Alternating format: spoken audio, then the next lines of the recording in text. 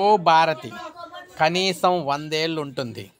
CM Revanth Reddy 100 ఏళ్ల పాటు వినియోగించుకునేందుకు వీలుగా భూభారతి వెబ్సైట్ ఉండాలని తెలంగాణ సీఎం రేవంత్ రెడ్డి అధికారులను ఆదేశించారు.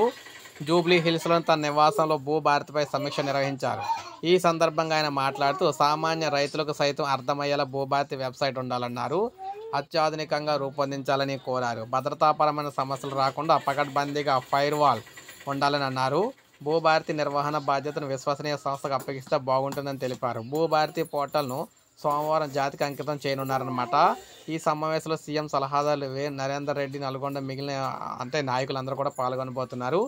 జూన్ 2 నాటికి భూభారతి అమలైతే అవుతుందని చెప్తున్నారు. ముందుగా 3 మండలాల్లో పైలట్ ప్రాజెక్టుగా భూభారతి చేస్తారు. తర్వాత రాష్ట్ర వ్యాప్తంగా జూన్ 2న రాష్ట్ర వ్యాప్తంగా భూభారతి అమలైతే చేస్తారనమాట. సో ముఖ్యంగా రైతులకు, సామాన్య రైతులకు కూడా అర్థమయ్యే విధంగా భూభారతిని అయితే తయారు చేస్తున్నారు. ఇక దీని ద్వారానే రిజిస్ట్రేషన్లు, మ్యూటివేషన్లు మొత్తం అన్నీ కూడా భూములకు సంబంధించి, స్థలాలకు సంబంధించి, పొలాలకు సంబంధించి సమస్యలు, రిజిస్ట్రేషన్లు అనేవి జరుగుతూ ఉంటాయి. సో ఇది అప్డేట్. ఒక లైక్ చేయండి, సబ్స్క్రైబ్ చేసుకోండి, మన ఛానల్ సబ్స్క్రైబ్ చేసుకోండి.